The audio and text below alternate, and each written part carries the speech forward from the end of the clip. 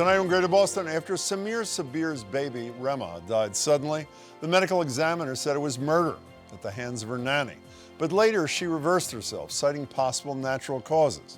Almost 10 years later, Sabir and his family are convinced the justice system got it wrong.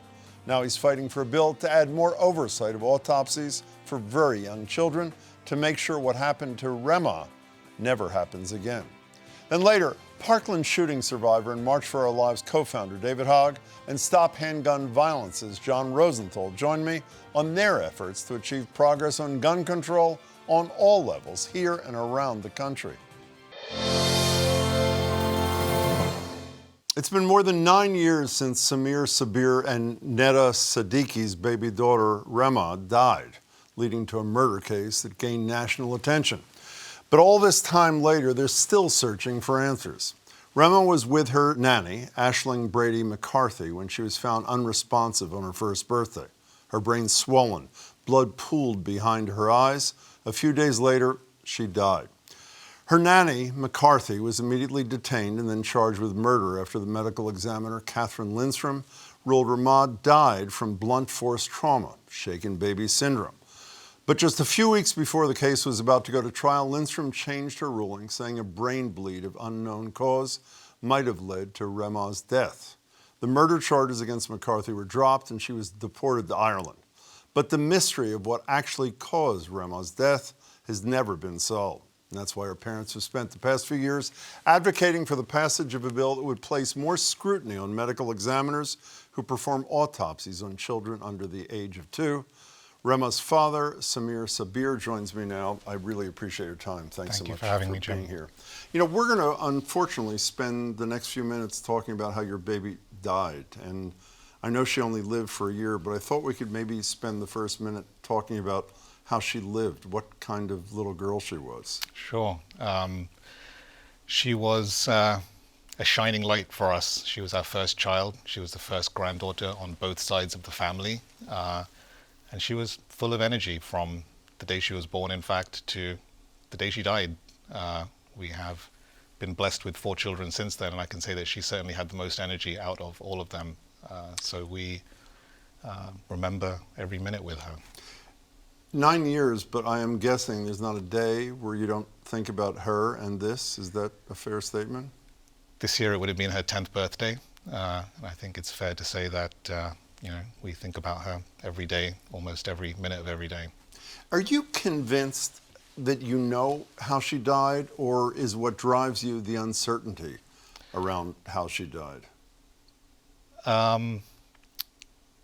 What I would say is that when she died, I found it incredibly difficult to accept that somebody who we trusted and we thought cared for her had harmed her. And I looked for every conceivable potential cause aside from violence.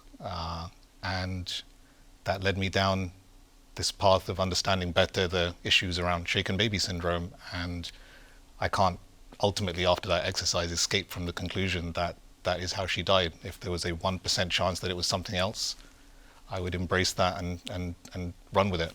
So you are certain after all this examination? I am. We are.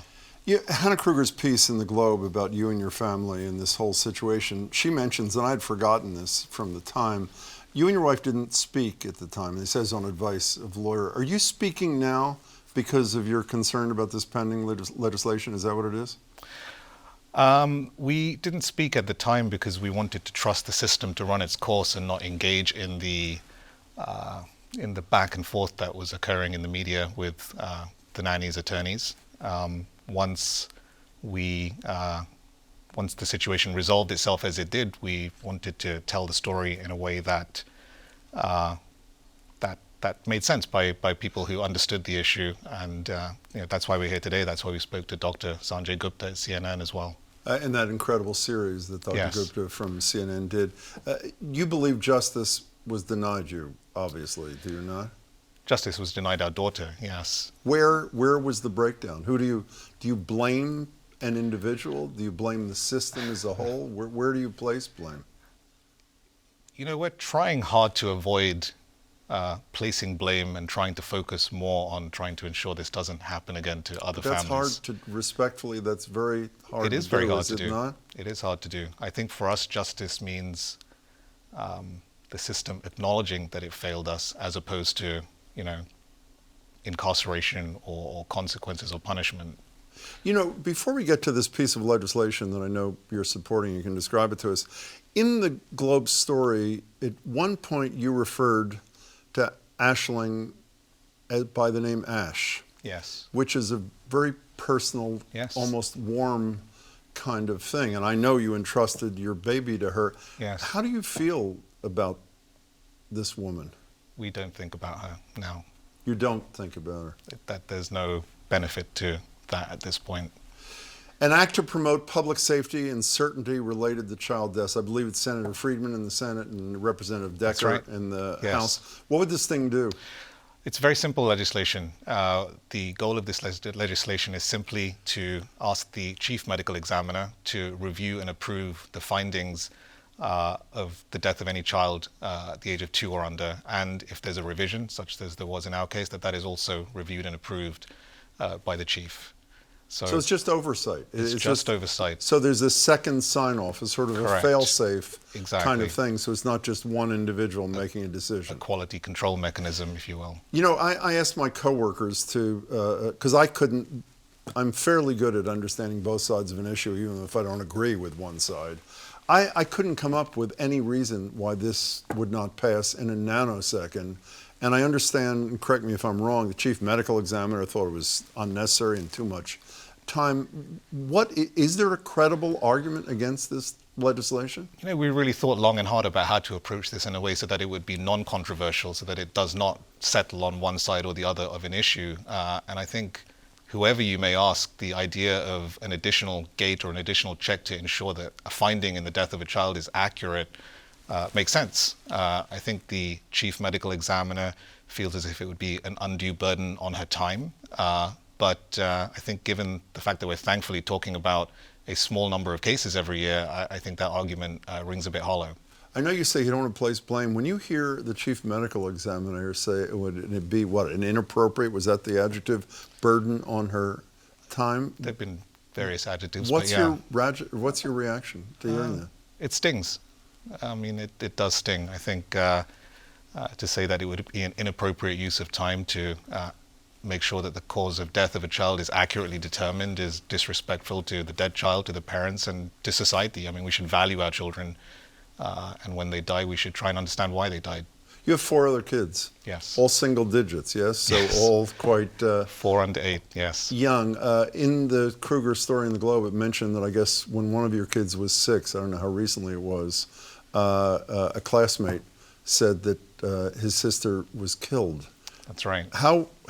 What do you say to these kids about what happened to what would have been their older sister? We're still trying to figure that out. She is a part of their lives. We've made sure they know about the fact that they have a sister, and we have told the older ones that she was very sick in hospital and she passed away. But to be honest, we haven't really found the right way to tell them that their daughter that our daughter or their sister was murdered, and that's a very difficult conversation we still haven't figured out yet. I've been fortunate enough to have people like you sit across from me over the years who have suffered an unimaginable loss and have decided to try to do something constructive with it so that similar things don't happen again. But when I didn't meet you till a few minutes ago. I've read about you, obviously. When I was thinking about you in this legislation you're trying to advance it, you have to revisit the pain that you and your family suffered every time, with every legislator in every interview. Was there a point at which you weighed both sides of that, meaning as much as you wanted to make sure there was justice and accountability in future horrors, which obviously we hope don't happen, but will, against the notion that I just don't want to have to revisit this pain all the time? Was that a calculation you had to make? There are times where it can get overwhelming, but that said, we live with it every day. I think life moves on. We have a beautiful family. We've been blessed with everything. After Rehma passed away, but this stays with us. This is with us every day. We think about her every day, and the the sort of the loose thread that still seems to remain. I think that the way for us to try and close that off is to try and do something that prevents this from happening again, and that's what drives us. And if people at home want to do something themselves, call their legislator and say they'd like to see this legislation moved. Absolutely, yes. Sabir, thank you very much for your time, and I wish you a lot of luck in your search. Appreciate it. I appreciate it. Thank you, Jim. Thank you. For more information on the organization Sabir and his wife created in their daughter's memory, go to rehmafund.org. After 20 first graders and 6 staff members were slaughtered by a gunman at Sandy Hook Elementary School in Newtown, Connecticut, I naively thought meaningful action on gun control would finally happen. It did not. Then 6 years later, and more than 600 mass school shooting deaths later, according to Everytown for Gun Safety, after a gunman killed 17 students and staff at Marjorie Stoneman Douglas High School in Parkland, Florida, students turned their grief and trauma to the March for Our Lives movement. They say that tougher gun laws do not decrease gun violence. We call BS. They say a good guy with a gun stops a bad guy with a gun. We call BS. We are going to make this the voting issue. We're going to take this to every election, to every state and every city, because this is not cutting it.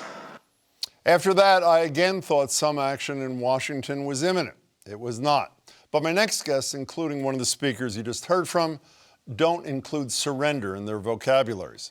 I'm joined now by Parkland school shooting survivor and March for Our Lives co-founder David Hogg, and John Rosenthal, of course, is the co-founder of Stop Handgun Violence, which has been fighting for gun control for nearly 3 decades, which also keeps track of U.S. gun deaths since those 6-year-olds were killed at Sandy Hook. On its website, that would be 346,828 as of this taping. David, it's really good to meet you, and John, thanks so much for being here.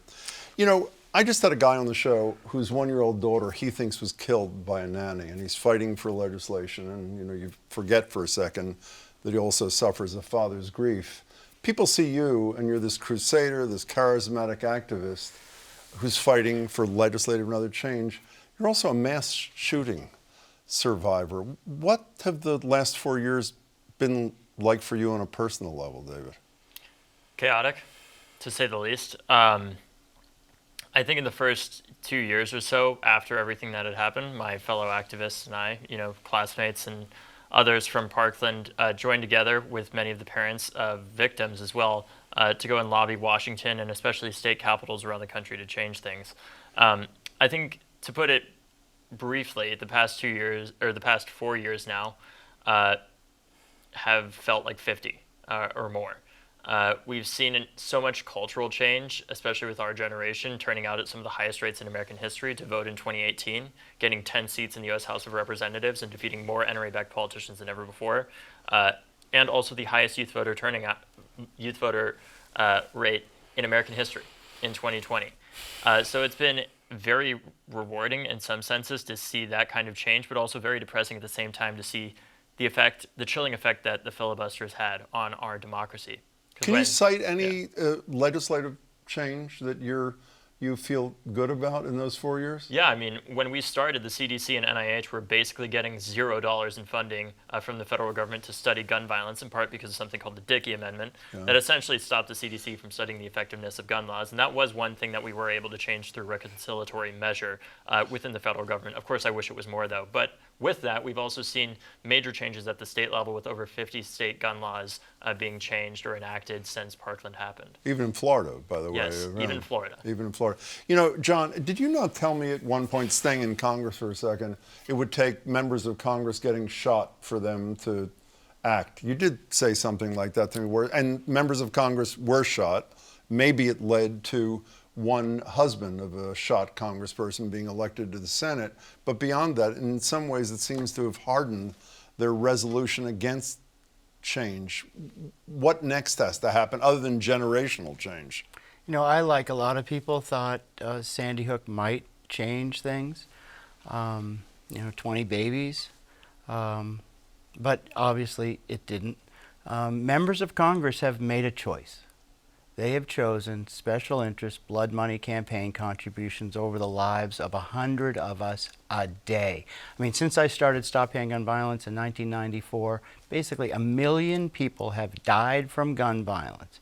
And there's no background check for gun sales in America. I mean, we are, you know, sort of the model for bad public policy in the world. And there are real consequences. And to think that Congress would choose, you know, unrestricted access to guns when 40,000 people are dying a year is just an indication of how broken our system is. And when Parkland happened and David and Emma and the organizers created the March for Our Lives, I realized that is the future, because adults have failed this generation. Our generation has failed the generation that's following, and they're not safe in schools. They're not safe in movie theaters. They're not safe in nightclubs.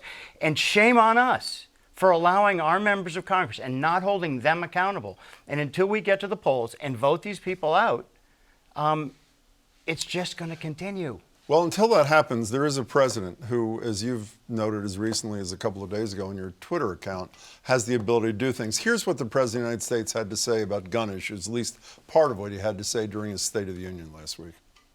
I asked Congress to pass proven measures to reduce gun violence. Pass universal background checks. Why should anyone on the terrorist list be able to purchase a weapon? Why? Ban assault weapons with high-capacity magazines that hold up to 100 rounds. Repeal the liability shield that makes gun manufacturers the only industry in America that can't be sued. These laws don't infringe on the Second Amendment. They save lives. So clearly, I would say, talking the talk. But other than, and correct me if I'm wrong, David, I know he did something by executive action on ghost guns, I believe. You suggest there's a lot more he can do unilaterally without Congress that he's not doing. What are those things, and why isn't he doing them? Yeah, that's a great question that I continue to talk with the White House about in private meetings. The main things that we talk about creating are something like a National Office of Gun Violence Prevention. We've seen similar offices created for things like climate, labor, and gender equity, but we don't have something like that for gun violence prevention. And this is a conversation that we continue to talk about with the White House on basically a weekly basis at this point. The other thing that President Biden could do unilaterally is work to ensure that the White House, basically comes up with a plan that says we have a set goalpost of not just talking about piecemeal legislation, but a set goal of cutting gun deaths in half by 2030, which we could do by implementing this comprehensive plan, so that the idea is that Biden could go to Congress and say, we have this plan, you can implement this plan and save lives today instead of waiting for the next shooting to happen. Because I'll be completely honest with you, if we're just waiting for the next Sandy Hook or Parkland or Aurora or Las Vegas or San Bernardino or any number of countless other shootings to happen, we're never going to end this issue, because there is never going to be a right time to act on this, because the right time is now. So when you're talking to people at the White House, what do they say in response to your, it seems to me, pretty overwhelming arguments for action? What do they say? They continue to have conversations with us, and I want to be careful about what exactly I say about those private meetings, but it's a continuing conversation, an evolving conversation that we continue to have. So, Jim, I have had these conversations with the White House, too. Look, gun violence prevention is not theoretical. Urban Massachusetts has proven that gun laws save lives without banning most guns. And if every state had the same low firearm fatality rate as Massachusetts, if every state had the same comprehensive gun violence prevention laws without banning most guns, 27,000 lives a year would be saved without banning anything except for military-style assault weapons and large-capacity ammunition magazines. And I have had conversations in the Obama administration and not in the Trump administration, but this current administration, and they say we don't have the votes in the House and the Senate. Well, because, John, with all due respect, this is a fact-immune debate. I mean, the facts are sort of like climate change. There isn't another side anymore, yet they're deniers. Here, there are no real facts on the other side. So there are deniers. So let's go to a place where something has happened. John, with you for a second. Obviously, the $73 million settlement with Remington recently, a week or so ago. Half of the analysts say that this is just the beginning, using consumer laws to get around this federal shield that protects gun manufacturers. The other half I read say this is a one and done kind of thing. It's a great thing, the bankruptcy deal, et cetera, sets this apart. It's not going to be replicated elsewhere. Who's right? I think it'll be replicated. And I think if you can get to discovery, that's why Remington settled, because they have thought they have absolute immunity, that they couldn't be sued. So they actually focused on marketing guns to populations that, young boys, men, who... What did it say? Celebrate your manhood or some such thing? I can't Right. remember the exact words in the ads. Because they figured they can't be sued. Now I think they can be sued, and it's not strict. So how does that change? In anticipation of possibly being sued, if your analysis is right, John, how does that change the behavior of a gun manufacturer? Because the last thing Remington wanted was 20 parents showing pictures of their 6 and 7-year-olds who were shot with 3 to 11 rounds and had to be identified by their clothing with a military-style weapon. And that anybody can buy those in 32 states without an ID or a background check is a reason why there's a mass shooting of 4 or more people every day in America. And Congress has chosen to allow it. We need to hold Congress accountable. And the only way we're going to hold Congress accountable ultimately is if the gun industry starts to change their behavior, because they are going to be sued. Can we go back from Congress to state legislatures, where you've been pretty successful, and he's been really successful in this legislature, and obviously you're a Massachusetts resident, at least for a couple of years while you're in school. I love this bill that's pending. I don't even know how you feel about this, that says if you can't sell a weapon in the state, then you can't manufacture that weapon in the state. I know that doesn't cross borders to help you in the next state or the next state, like going north to New Hampshire. That is such an obviously good idea to me. Is it to you, I assume? Yeah, it's a small step, but here's the thing about all these things. We can continue to talk about piecemeal legislation, and it's great to see the work that John has done over these past decades to make these things possible. But the reality is it's going to take generations of people doing this if we're just focused at the state level and we don't address the fact that the filibuster is effectively killing our children, because we are not able to enact common sense gun laws even when we do elect a majority who says they support them. So, but what piece of you believes that this Congress or the next Congress or the next Congress is going to all of a sudden confront this filibuster issue when they won't do it on, well, we just saw it recently on things like voting rights, which may end Democratic control of Congress. So if all they care about is their own jobs, they're not even willing to protect them in this instance. Are you optimistic that they'll change their stripes or no? Optimism isn't a choice when kids are dying. We have to continue working no matter what we think the future holds in the first place, because I think the future of this issue probably looks a lot more to some of the tactics that were used to get gay marriage legalized, going at the state level and going state by state and working to change the courts and jurisprudence and things like that, using states as the kind of laboratories to see what can we get done that's constitutional, and then go to Congress after we've proven to them that this is possible to do at the state level, essentially. You buy that?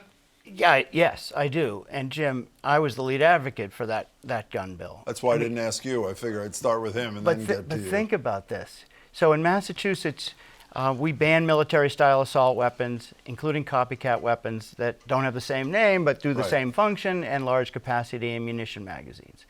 So from a moral standpoint, how, if our legislators are willing to ban these weapons to make us safer in Massachusetts, why is it okay to distribute them? It was a made in Massachusetts weapon used at Parkland, made in Massachusetts assault weapon at Aurora and in Las Vegas. And in Las Vegas, even I, a cynic, thought 551 people shot, 850 sent to the hospital in minutes with, wounds from assault weapons, and Congress did nothing. At some point, enough people will be killed in one public place that might locate Republican legislators' spines. But, after the three of us obviously agreeing that this is a wonderful piece of legislation, albeit limited, it's even more limited because then a gun company, as we know, moves out of state if it turns out that's in its face. So as you say, ultimately, it's got, do you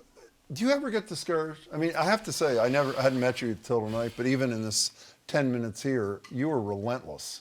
And I know what you're going to say, because there are going to be more deaths. You have to be. You go home at night and you close the door and you got to deal with all this crap. Do you have doubt or? Yeah, I think there is doubt. I'd be lying if I said that there wasn't. But I think that the reality is, the thing that keeps me hopeful is that we're going to outlive these people. Bottom line. Yep. We have the most valuable asset that anybody in politics can have on our side that the majority in Congress do not, which is time. Pretty sad state of affairs, though. You have to outlive the opposition to prevail, isn't it? It is. And frankly, what scares me right now is the fact that we are in a crisis of our democracy, or what little of it that we have left. And the fact that in 2018, when I was 17 years old, in the wake of the shooting and the immediate aftermath, I said, "You're the adults, we're the kids, you need to do something." Those same adults then said to those kids, "Well, you're about to be 18, go out and vote." And we did at one of the highest rates in American history, and then the highest ever in American history in 2020, only to see the filibuster kill any possibility of getting these major consequential pieces of legislation passed. And what I fear is if we continue to tell our young people and future generations, democracy works, it works, just keep believing in it, just keep voting, and then it doesn't, they're going to look for something other than democracy. You know, John Rosenthal, I've known you for a long time. I've known him for 10 minutes. I'm told you two, since he moved to town, have developed a bit of a relationship. Is that so? Oh, He's nodding. Absolutely. Could you do? I'm curious because I'm interested. So, yeah, I mean, David and I met, and I was thinking, he needs to know that gun violence prevention is not theoretical, that it's been proven in an urban state. And then when he came to Massachusetts, we started hanging out, and I've been teaching him how to sail, and he's as passionate a sailor as an activist like me. And, there's all this institutional history that I just want to pass on. I mean, March for Our Lives and the student movement is our greatest hope. I mean, student movements have worked in the past, not to mention ending a war. And I do believe that the March for Our Lives movement is going to end this war too. Is going to end this war, and we'll do it with fact-based optimism. And Massachusetts is that model if we just replicate it. So eventually we will. But every day that we don't, 100 more people die, and 150 more people are shot, and there's a mass shooting of 4 more people. And shame on Congress, but we will change Congress. Well, here's the hoping this relationship prospers. David, it's great to meet you. John, it's good to see you as always. Appreciate your time. Great to see you. Thanks for having us. For more information on both John and David's efforts, head to marchforourlives.com and stophandgunviolence.org. That's it for tonight. Please come back tomorrow for Talking Politics. It's been talked about for generations, but for the first time, conversations surrounding reparations are gaining some real traction at the national and local levels. The panel will take a look at what's on the table. That and more tomorrow at 7. And before we go, a personal note. One of my obsessions, as you may know, is making daylight saving time, which starts Sunday, year-round. My piece on that is in this Sunday's Globe magazine and on the website right now. Please check it out. Thank you for watching. Please stay safe.